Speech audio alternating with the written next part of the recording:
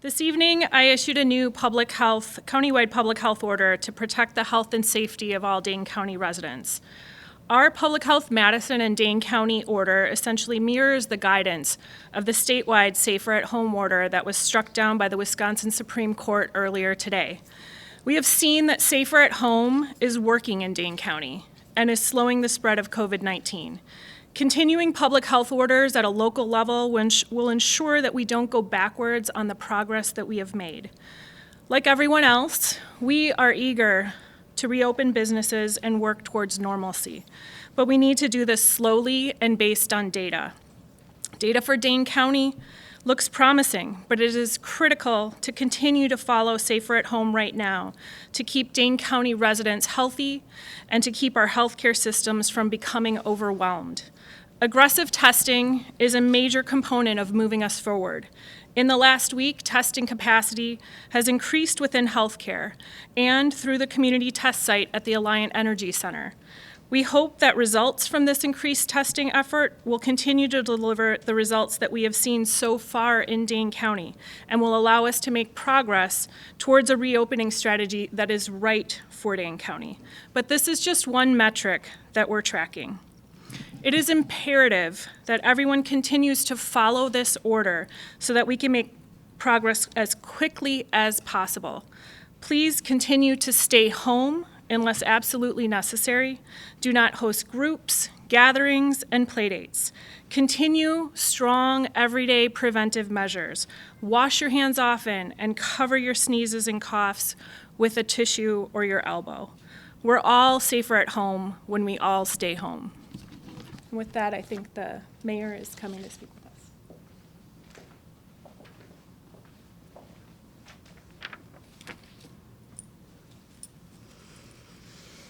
Thank you all for being here.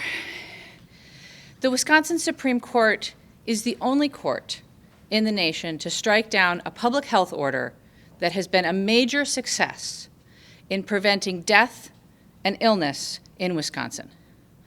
The court's ruling ignored the long-standing and broad statutory powers that the legislature itself granted to the Department of Health Services, and the court's ruling ignores the state's own history. The Wisconsin legislature was among the first in the nation to create a Board of Public Health back in 1876. When the 1918 Spanish flu hit the state at the end of World War I, Wisconsin's state health officer began to prepare with educational campaigns, asking the public to wash their hands, just like we're doing today, cover their coughs, just like we're doing today, and stay home if they were sick to avoid crowds, just like we're doing today. But when those measures fell short, in October of 1918, the state's health officer proactively issued the nation's only statewide public health order telling all local boards of health to immediately close all schools, theaters, moving picture houses, and other places of amusement and public gatherings for an indefinite period of time. Thousands of people lost their lives in Wisconsin to the Spanish flu. But at the end of the day, the state emerged with one of the lowest death rates in the nation. Those who do not learn from history are doomed to repeat it. With COVID-19, there have been over 10,000 cases and over 400 deaths statewide. But thanks to our strong public health orders at the state and here in Dane County, we have only had 491 illnesses and only 22 deaths. We have done a great job here in Madison and Dane County at flattening the curve, and we need to continue to do that. We need to stay at home as much as we can, to telecommute, to stay inside, to wear our cloth face coverings, to wash our hands, and to do as much as we can to protect ourselves and those in our community that are most vulnerable to this disease. Here in Madison, we believe in science, and we will be guided by data. We will reopen, But we will do that in a phased way that protects public health while restarting our economy. Thank you.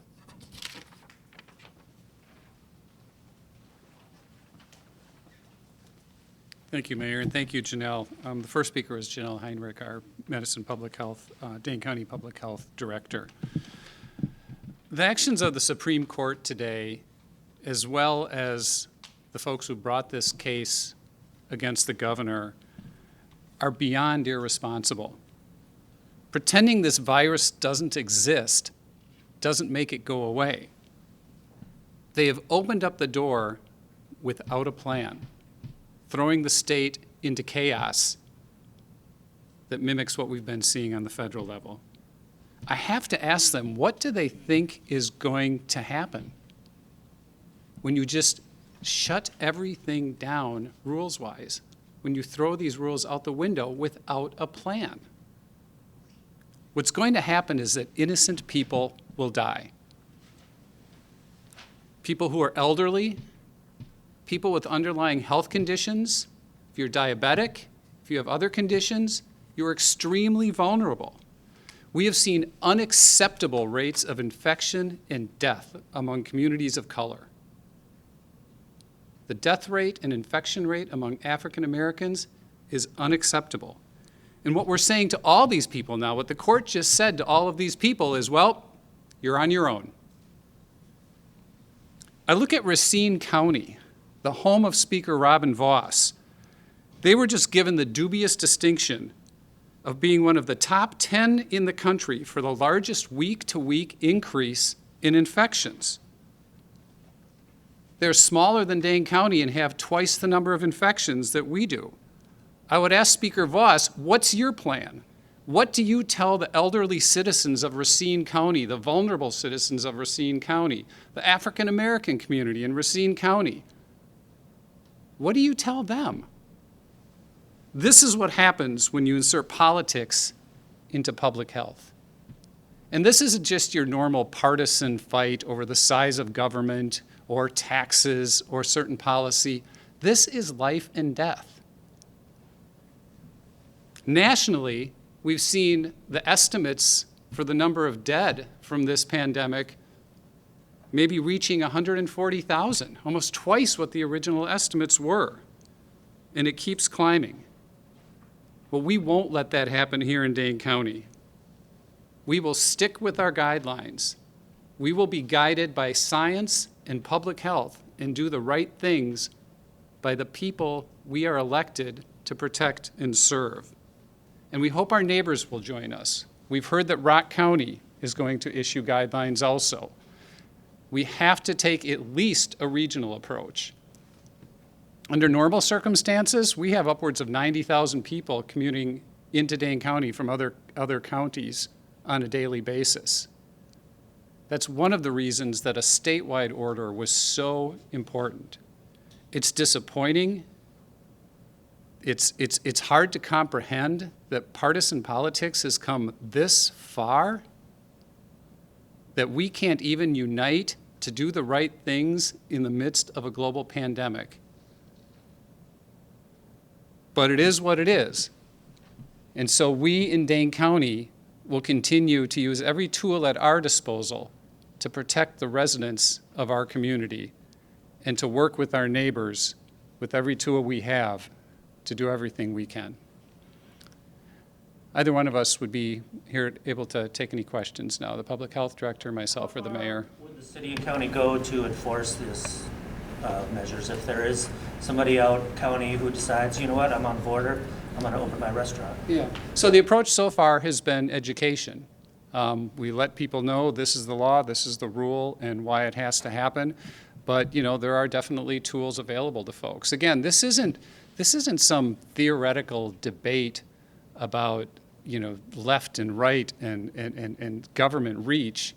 This is a public health emergency. This is the time when we all need to come together to do the right thing to protect our neighbors.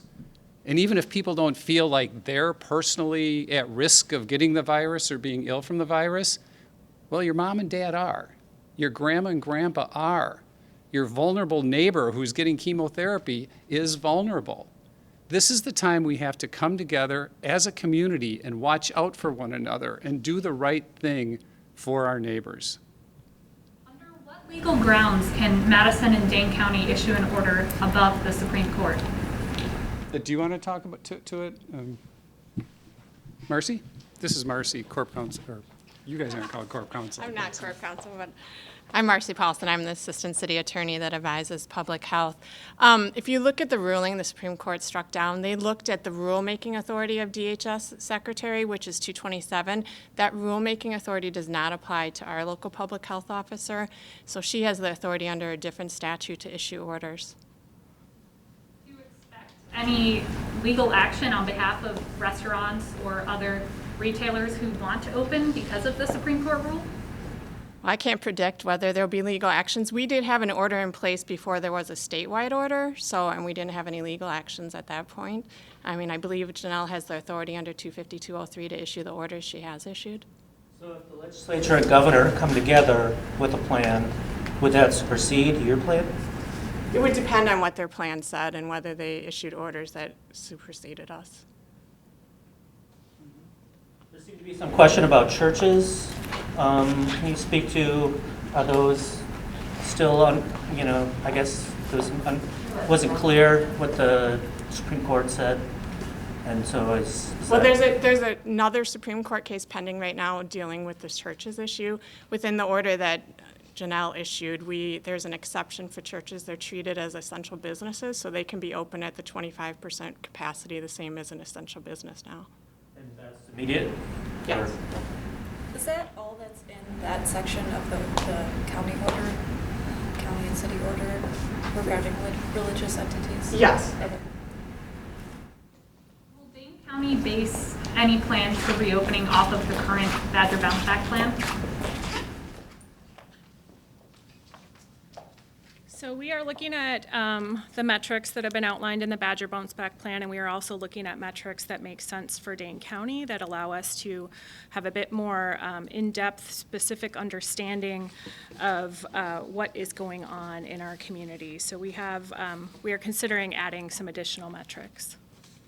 And would any changes to the data that you're seeing create any plans that extend beyond that May 26th? I think we don't know yet. I mean, we are as hopeful as everyone else is that we can get, as the governor has been saying, turn the dial, however we want to talk about it, move into a new phase.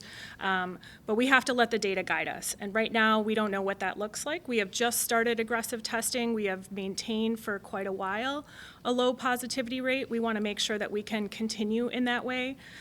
We are still seeing more than 25% community spread in our county, and that's important. I mean, these are the reasons why we need to stay home, and we need to continue to practice as we have been practicing so that we don't have spread that continues to move throughout our community. If we're shifting from a statewide to county and regional approach, how does that change the resources that Dane County is able to use to combat this pandemic? Well, I mean, I think we would hope that there are more people throughout our state who are going to follow the directives of Safer at Home. And therefore, we have built up our resources to be able to do ample, widespread contact tracing. We have we have orders in place to support our ability. We're looking at how do we support people in quarantine and isolation. So we feel that we're able to do that for whatever this illness gives us right now, but we all need to work together statewide to keep those numbers low. Will Dane County still be able to use the National Guard and other statewide resources like that? Yes. Will there be any legal consequences for any restaurant or bar or business that opens up against your guys' order but not against the state? So we have the authority, as Marcy was saying, earlier, to issue this order. So within that, we will hopefully not have to issue any types of citations or otherwise, but we have mechanisms in place that we could do that. Has the Madison Police Department received any guidance about this yet? If they haven't, they will. They know that we are issuing and that it is intended for them to continue to provide the support around responsiveness to this order as they have been, and the Dane County Sheriff's Office as well.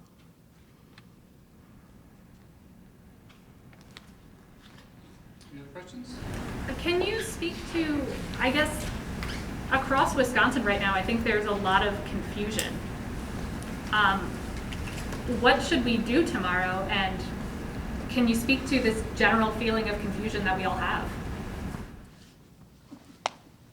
Yeah, the reason that we are here tonight, just hours after the ruling, is because what the Supreme Court did and the plaintiffs did was created confusion and chaos. They threw everything out the window without a follow-up plan.